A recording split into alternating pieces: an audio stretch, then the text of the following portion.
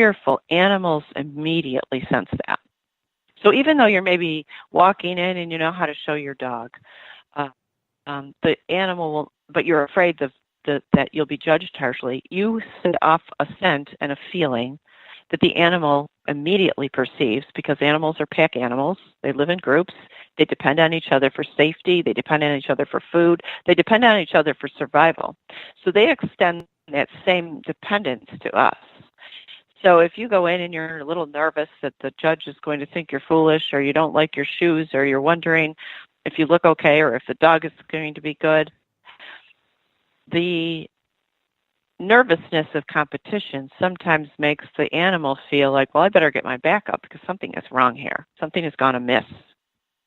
And so there's this blocking that starts to happen from fun into fear. And now all of a sudden everybody starts to go downward into fear. This can happen in puppy classes. This can happen if your cat isn't very good when you have guests over and they run and hide, and you start to get worried about having guests over, so then you start to act weird before guests come over, so then your cat goes and hides in advance of people coming over. They start to, in other words, animals totally use us as a sounding board for, is this thing going to be fun, or is this thing going to be a fearful activity? And lots of times we don't even realize how much we're dreading something or afraid of a certain outcome, and we forget to have fun. So they remind us, like, oh, they're acting weird. It could be me that's adding to this. And we can then look at the activity and amend it, quit doing it, change it, or we can change our attitude about it. Like, oh, this is silly that I'm being afraid. I'm not really afraid. I like doing this. I have to lighten up here. So the fun factor cannot be really underestimated, because it's really the factor of, am I blocking the life force, or am I going with the flow of this? Have I set up some ideas and things I'm going to do in life that really contribute to the fun? Or have I set up some things that have made me fearful of failing, which is often the case with a lot of things. We don't even know why we're afraid. We just sort of all of a sudden realize that we're kind of afraid. And so when we're smiling and laughing and we're in that childlike, innocent place, like you would be if you were playing with a puppy or a kitten, you can ask yourself, well, where am I on the scale? I seem to be having fun. So how wonderful is that? And then they'll reflect that back to us. And so we're going to talk next about a couple different cases that sort of illuminated that difference and what it shows us about the human ego and how it can sort of lead us astray. In other words, love connects to the higher self, the self that knows we're supposed to be blissed out and happy all the time. But the ego can connect us very deeply to the other end of the scale, which is our fears, which are kind of our frailties as humans. And when you look at them in the cold light of day, we can say, oh, I'm not really afraid of much.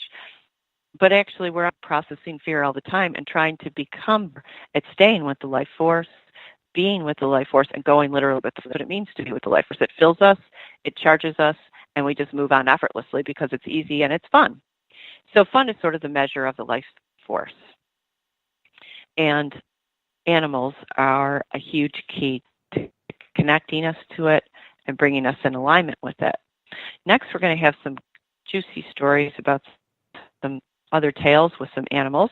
And I want to thank you for joining me. You're listening to Laura Rowley, and this is Animal Connections with Laura Rowley on syndicated Dream Vision 7 radio network. Done every Friday at 9 a.m. and 9 p.m. Eastern Time. You can listen online or on your mobile devices. To learn more and for a full schedule, go to dreamvision7radio.com. Dream Vision 7 Radio Network is the media partner for the Omega Institute.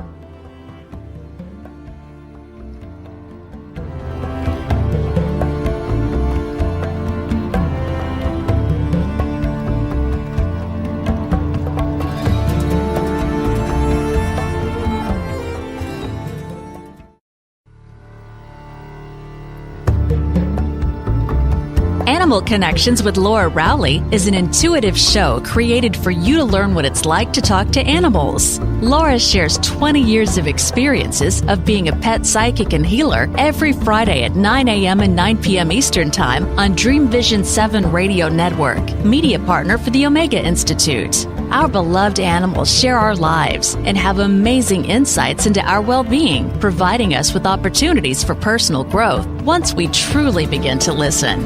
It's fun to use animal wisdom to enhance our emotional and spiritual world. Who better than our furry friends to teach us the wisdom born of unconditional love? Omega Institute, offering workshops, retreats, and online learning dedicated to awakening the best in the human spirit.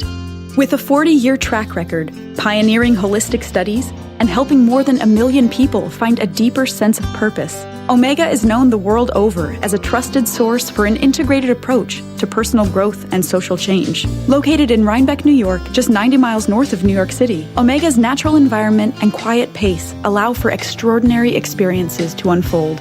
Learn more at eomega.org. If you're living with fear and stress in your life, there is an answer. If you're ready for a better way, step through the doorway. The Doorway is a multimedia online course for transcending fear, transforming relationships, accessing inner guidance, and experiencing more inspiration and trust in your life. To learn more about these online courses based on the teachings of A Course in Miracles and David Hoffmeister, go to acimcourses.com. Quantum Jumps presents a radical new paradigm that we exist in an interconnected holographic multiverse in which we literally jump from one parallel universe to another. In a moment, you can become smarter, more confident, happier, more outgoing, more effective, in better relationships with more willpower.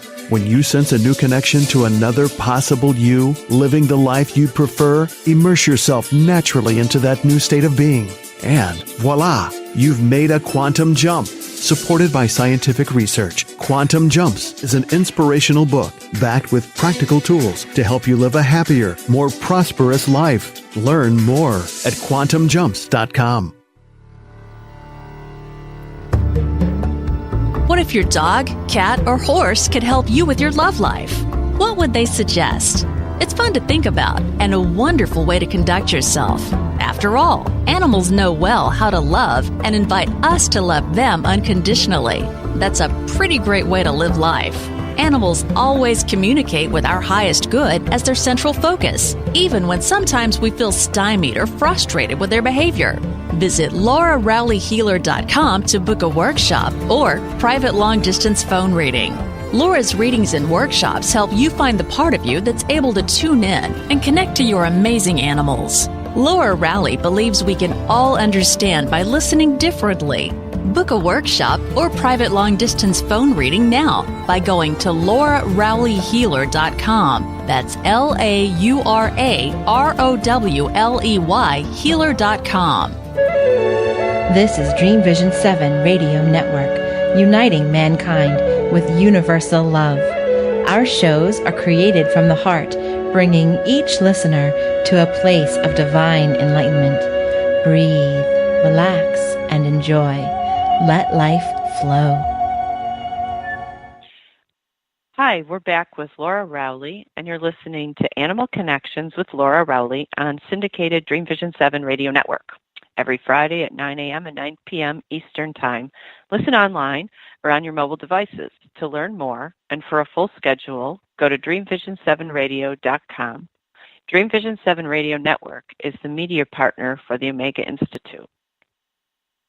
So as an animal communicator, in my daily life, I am solving problems or trying to solve problems by helping a meeting of the mind occur between the animal and the person.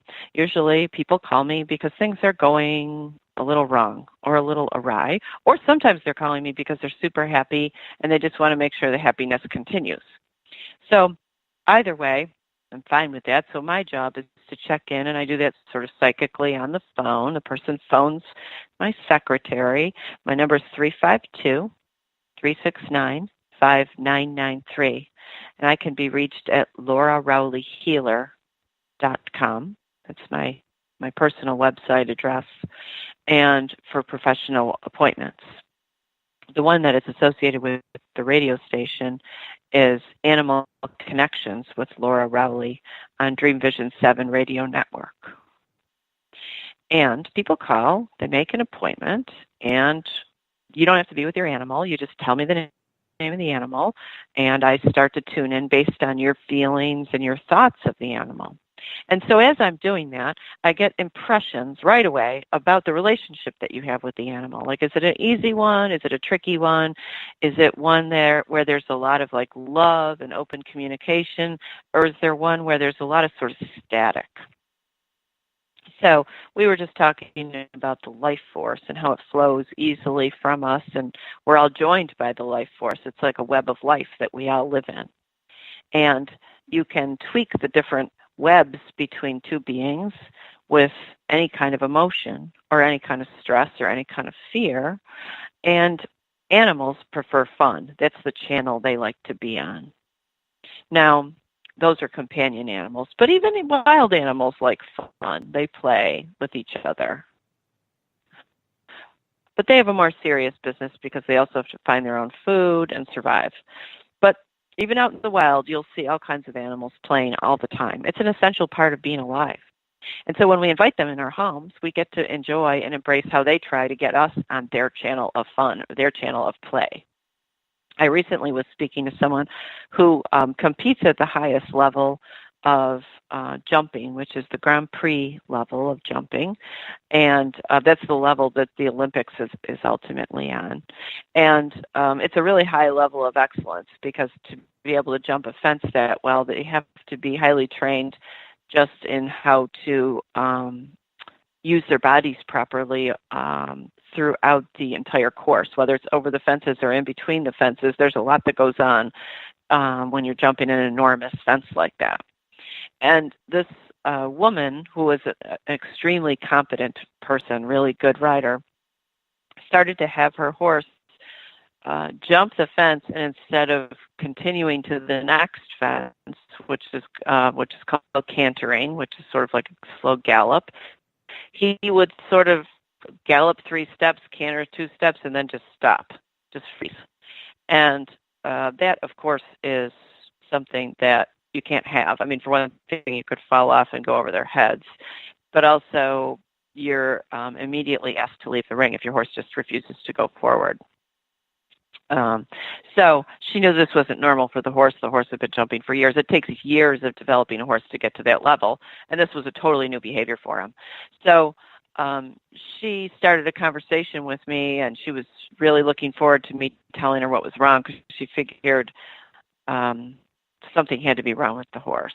She had sent him out for sort of obedience training with another trainer just to get their take on him, and they said, we don't know what's wrong with him mentally. He seems fine, but he just wouldn't move. It was like he was frozen. So they didn't really think it was behavioral, and they thought that he had a physical problem. So as an animal communicator, one of the things that I do, because I do sort of medical intuition, is I pull up the body of the animal and I scan them for where they have discomfort or inflammation, pain. And right away, a little image will present itself to me where I can see, for instance, like a foot hurts, and it'll look almost as if it's throbbing. It's like I see a little movie, and then they'll look down at their foot, and I'll see the foot looks bright red, like, oh, it's throbbing. Or maybe their neck hurts, and they need a chiropractor, so I'll see a line across the neck where there's strained muscles, and this is all in my mind's eye, because, of course, I'm not even in the same state as the animal, and I'm not even looking at a picture. I'm just seeing almost like a petroglyph, or a really simple caricature of a horse with a neck, and then low on the neck or high on the neck, somewhere on the neck, I'll see something that looks like someone scribbled it out. And when I see that, I know, we've got trouble right there. That's the problem. And that's the horse's way of sending me a picture, because horses particularly, all animals, but horses really think in pictures, or I have found they do. My brain translates that anyway into pictures. So this horse was sending me absolutely no pictures of anything bothering him other than his whole body bothered him. which was unusual. Usually it's a spot or 3, not the whole thing looked funny. So he said that his muscles ached all the time, and then he felt weak, and then he showed me like he was trying to drag his feet along when he walked. Like, I feel awful. So I started to explain to the